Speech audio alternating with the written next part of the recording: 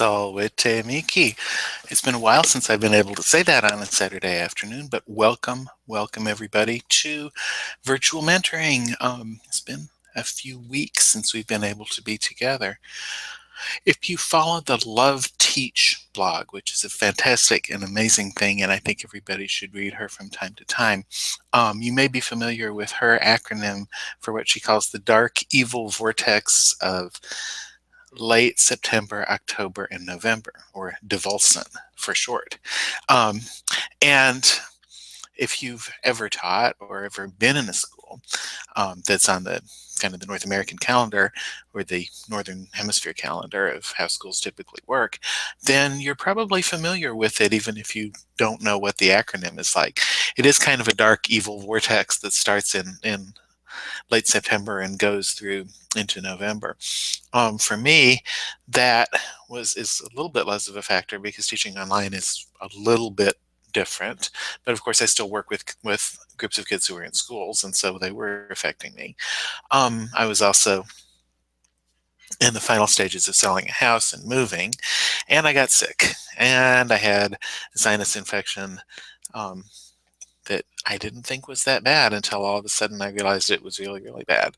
And then different things with friends of mine who needed me, and just everything that goes on at this time of year, which is why you guys haven't seen me in a while. I've been kind of scarce. And I know everybody else has been too, as I've watched the activity on Latin Teacher Idea Exchange and on the Latin Best Practices email list and other places that Latin teachers hang out on online. It goes down at this time of year, and it goes down in part because people are kind of in survival mode, and all you can think about is when will this end? Some people don't know that it will end. I remember being a new teacher many years ago and thinking, will it ever end? It did. It got better. And so for the new teachers in our audience, yeah, it really does get better. And so we're bringing ourselves back to what should be our regular weekly format. We may have a little interruption, upcoming with the Christmas holidays and everything. But other than that, I think we'll be pretty much as we have been, or as we were there for a while, with hangouts on most Saturdays and most Sundays around this time. And in honor of our first day back, I'm not sure how many people will be able to be here, but our topic is celebrating our successes and planning for the future. And I think it's a good time of the year to celebrate successes. I think it's really important to do that, because just by getting to this point of the year, by getting through that dark, evil vortex, that in itself is a form of success that people sometimes don't realize. The fact that you're still here and still alive and able to either watch or participate or watch the recording later is a form of victory that you may not realize that it is, but it is one. And also, no matter how bad anybody may have been feeling in the middle of it, and it can be pretty bad, but no matter how bad that felt in the middle, good things certainly happened in those classes. Good things certainly happen in whatever your teaching situation is. Your students know more now than they did a couple months ago. They can do more now than they did a couple of months ago. And, that's pretty exciting. It's kind of important to realize and to celebrate as well. So as we're waiting for a few more people to show up, just think for a moment about things that have gone really well. See if you can think of 2 or 3 things or more that went really well in your classes, that maybe you weren't even expecting them to go really well.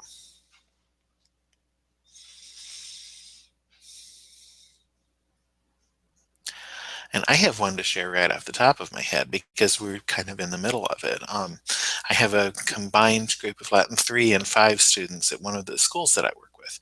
And I'd worked with the 5s last year online as well, but I hadn't really worked much with the 3s. They had a different instructor and so did some different things when they were Latin 2 students.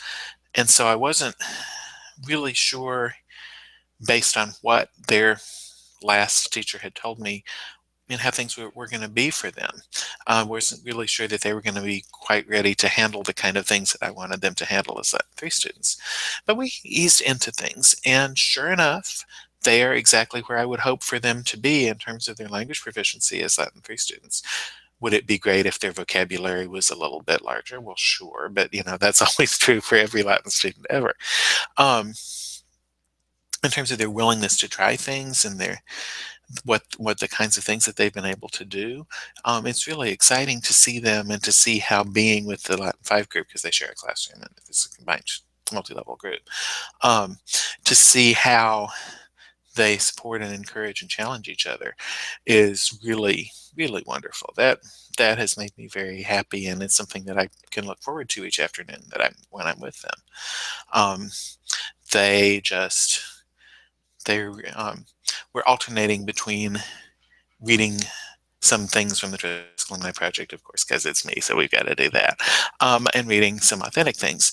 And the most recent authentic thing that we read, we had a unit about chariot racing that followed right after a unit about love and marriage and relationships. And so it seemed only natural that we should cap that off by having them read the part of the Ars Amatoria where Ovid talks about meeting somebody at the races and how great it is to meet somebody at the races, and she can accidentally fall into your lap and nobody will know anything. I thought, are they ready for this? But they were. And they're in the middle of creating a story that has at least one quote from that, that should be ready early next week. And it's been exciting to see to see how quickly and how well they read the Ovid, and then to see the directions that they're going as they're creating their stories. Those have been really good things. I've got another happy, exciting thing to share too, from my homeschoolers. I have the largest group of beginning Latin 1 level homeschoolers that I've had ever. Um, and it was, even though there are only like 9 or 10 of them, it's still kind of a challenge sometimes to work with a group that size online, and they're young and some of them have never done any online work before. Some of them have never been in class settings before because they've always been homeschooled. And so watching them come together as a class and as a learning community has been really exciting for me. And watching them be able to do the kinds of things that they're doing has been also very, very exciting. Watching them learn how to tolerate and put up with each other in the way that classes do. Not always do we think about that as being a victory, but if you have a group of kids, and that can happen in a physical classroom as easily as it can happen in an online setting, but a group of kids that don't gel right away. Watching them form themselves into a learning community is really exciting. So that's a success that I want to celebrate. I don't really know, other than insisting on it happening and doing some things. I don't know how much. I don't want to take much credit for that, for what they've done, but it is a success that I want to celebrate. And then all of my upper level homeschoolers, my returning ones, are doing exactly what I would, as well or better than I would have expected to. So I'm really pleased with them. Um, and I'm really pleased also when I hear reports from folks who are regular participants in this group, a lot of whom couldn't come today. But as I think about you, and I'm not going to say your names out loud, but when I hear about the things that are going on in your classes, and when I hear about the exciting things that you're doing and planning, and I read the blog posts or I see the posts on Idea Exchange, it really means a lot to know that these good things are going on. Um, so celebrating our successes, it's important. It's always important, but I think it's really particularly important at this time of year when we've come through what can be a really rough patch. Veteran teachers know there's a slightly less rough, but still a little bit rough patch coming up um, in the late winter to very early spring point. But hopefully we'll be able to have a regular schedule of these hangouts then to support everybody through that. And it's a different kind of a feeling. But I guess that brings us to our topic of planning for the future. And since we have watchers only today, I'm going to cut this a little bit short, but I'm also going to, I guess, talk a little bit about planning for the future and building on success, because that's a thing that you don't exactly learn how to do um, with whatever kind of training, if you have any training at all before you start teaching, because I know that many of our participants work in independent schools and haven't had any teacher training. Some of us are, teach on some of our members teach on the college level and had whatever kind of training they had in grad school before they became TAs the first time, and that was about it. Some of us have had extensive training. Some of us have been fortunate in that regard. But as I think back to some really excellent teacher preparation that I had, and a um, very good things that happened to me when I was a young teacher.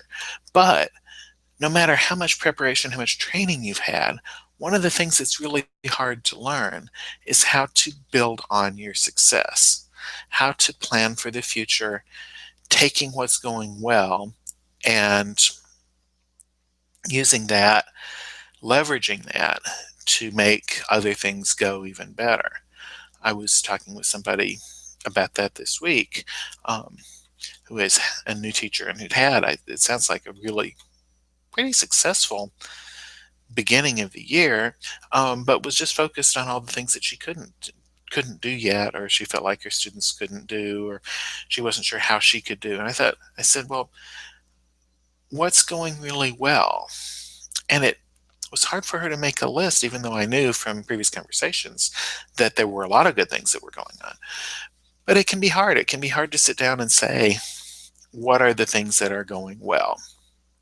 What are the things that we as a group of students and teachers and everybody, what are the things that we're doing well together? Um, and one of the ways that I've found to kind of start thinking about that process, the thing that I'll have all of my students do over the next few weeks, is to ask them. I learned a powerful set of questions from Bob Patrick a number of years ago that I've been using with my students ever since. And it's a little scary to ask these questions, but when you do, and when you look at the results, you discover what is going well, and you have really important information that you can use to guide yourself and to guide any kind of collaborative planning that you do with students too. The first question is, what has been really helpful to you in learning Latin so far? And of course, so far with an upper level class can be, back to the beginning of Latin 1. So far with a group that you haven't taught from the beginning can include whatever happened with their previous teacher or teachers. And of course, obviously with students who've always been yours, then, what are the things that we've done, that we've ever done, that really helped you learn? And if you've built a good solid rapport with students, and they understand you and they know why you're asking this question, then you can get some great information from them. So what has been really useful? And then the second question, almost as important, if not as important, what's been really fun? What have you really enjoyed in your Latin learning experience? Sometimes it's the same as the stuff that they say has been really useful. And sometimes it's very different. But fun is important. Learning and fun go together, although we can talk endlessly about the proper blend of fun in a learning experience because it's so contextual. But find out what it is that your students really enjoy doing in class that you've done, and do more of that. And the third question that Bob taught me to ask is, what, if anything, what have we done that really just hasn't helped you learn Latin at all? That was a scary question for me to ask the first time I asked it, because of course I thought that everything that I had kids do was this beautiful, intricately designed system. It really wasn't as beautiful and intricately designed as I thought it was, but I was sure that they would say, "Oh no, nothing. Everything is wonderful. Um, everything has been helpful." And for the most part, they said, "But most of the things that we did were helpful. But there were some things that we did that pretty large majorities of, or significant groups of students would say, no, this really didn't help me very much. I really didn't get anything out of this particular type of activity." And that was hard for me to read because, of course, I had planned these things. And then I realized, well, if I ask the question, I got to be willing to look at the answers. And so in some cases, it was true, like across the board. There was one activity that I thought was just great, that I'd had students who'd liked in the past, but for whatever reason, that particular year, they just weren't seeing how it related. And it involved, um, was by no means original to me. It involved finding as many English derivatives as possible for a set of for a set of recent vocabulary, and then making up a story with the derivatives. And they told me that it really didn't help them that much. So I wanted to know why. And they said, well, because the derivatives that we're finding are words that we already know. So we don't really need to practice those because we already know them, and we know it's obvious that amatory is related to amare, and it's obvious that defensive is related to defendere. So, what would be the purpose of practicing these things that we already know? And while it was hard for me to hear that, I realized, okay, you guys happen to have a more developed sense of language connections than the students did when that I'd worked with this activity in the past. So I said, should we modify the activity or should we just make it go away? And they said, no, it really isn't helping.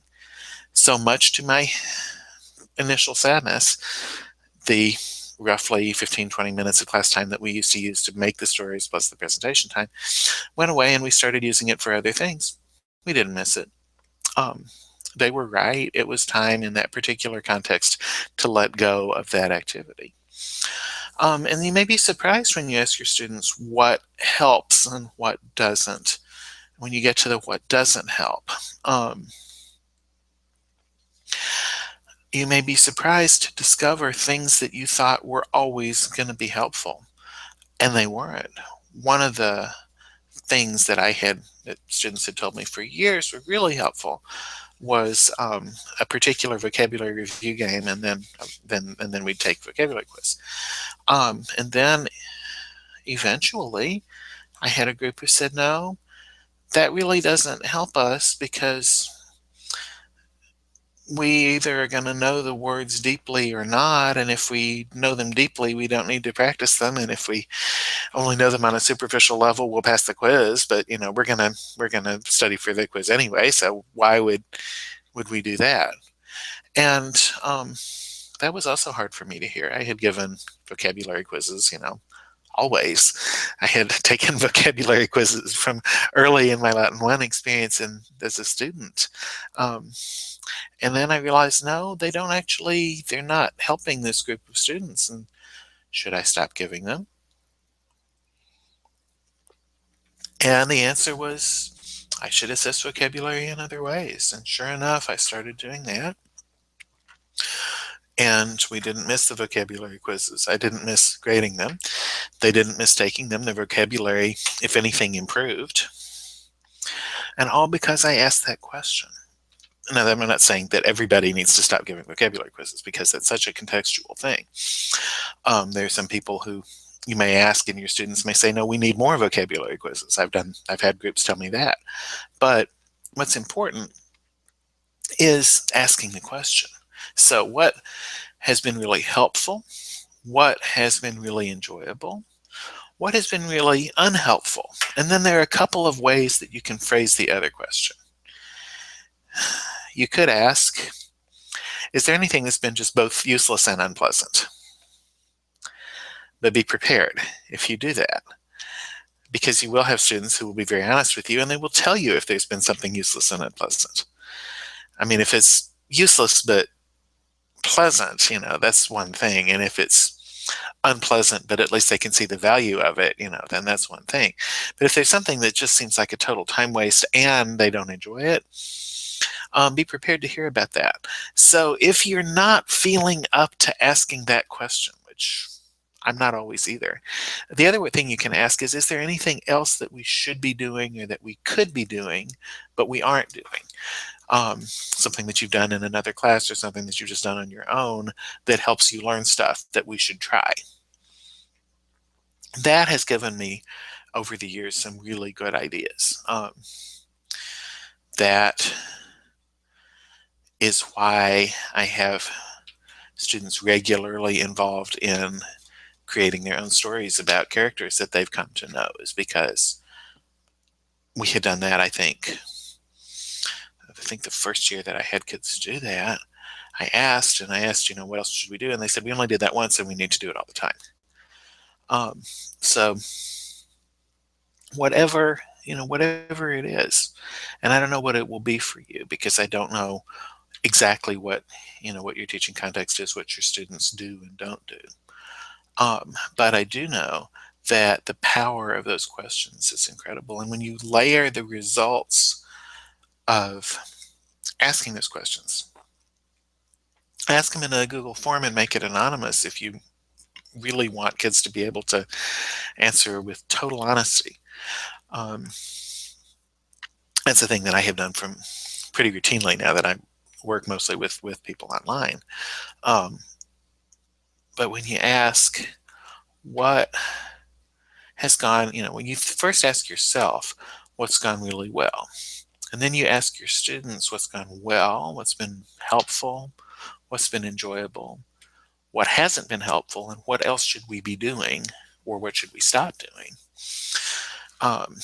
then you end up with some tremendously valuable information, sometimes kind of general and sometimes pretty specific information that you can use when you're celebrating the success of the beginning of the year, and when you're planning ahead leading into this kind of exciting time that there is in December and then January and February and early March, which are their own special joys, the time of the year that, as a friend of mine says, that students and teachers pray for snow and parents pray for it to not snow ever, ever, ever. It's an interesting challenge of its own. But since it's been just me talking, and since it looks like everybody who's watching is just watching, I think I'm going to cut things a little bit short today. But I want to thank all of our viewers, and I want to thank everybody for getting back into the swing of things. We will try to have another one of these on Sunday, the 6th, at the same time, 3 o'clock Eastern. And thanks again to everybody for being part of the virtual mentoring family. And everyone have a wonderful, wonderful day.